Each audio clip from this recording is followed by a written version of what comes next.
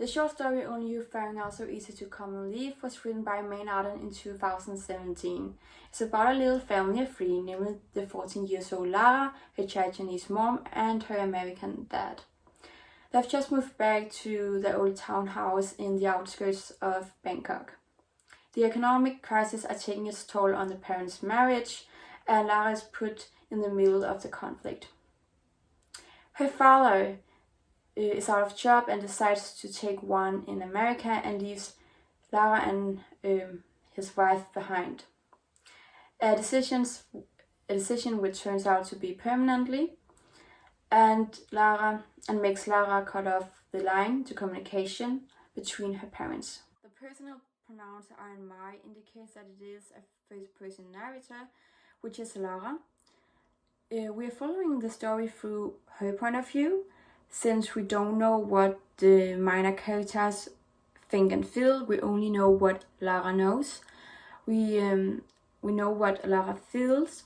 For example, that she is in love with Tom Bill, and another example is when she reunites with her dad, she describes how she pictured her dad.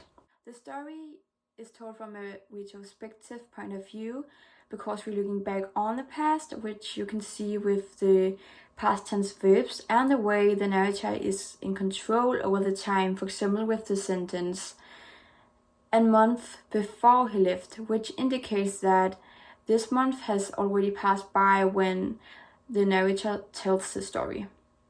Medias res is one of the genre features in short stories.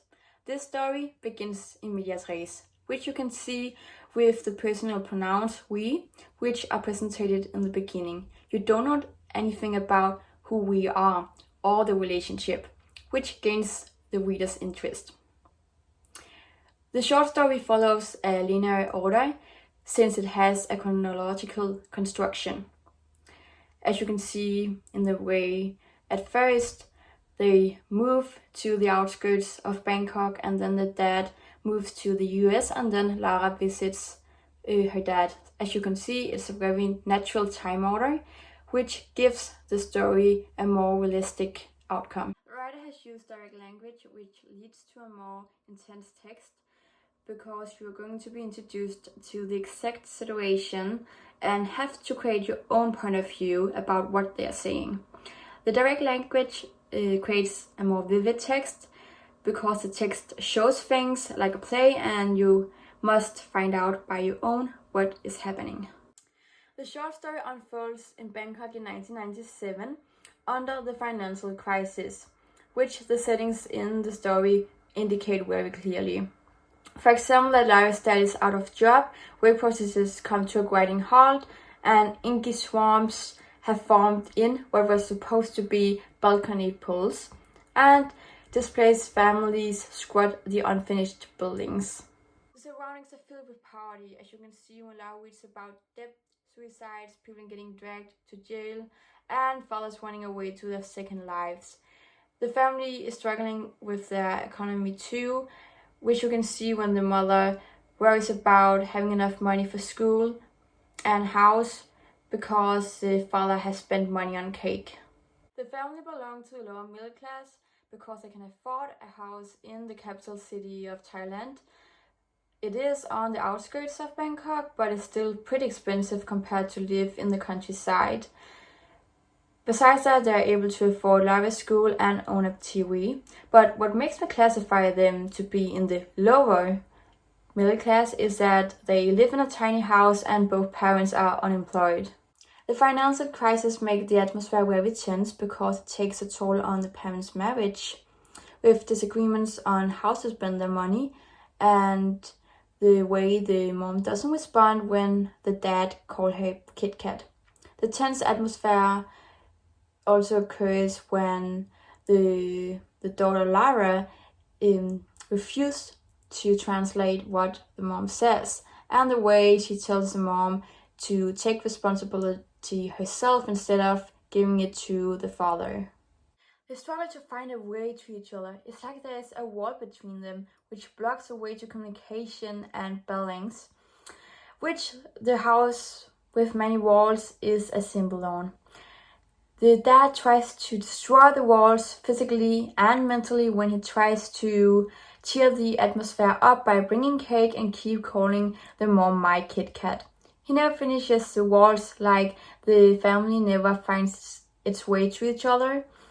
And Lara ends up being the wall between her parents when she cuts off her mom from speaking to her dad.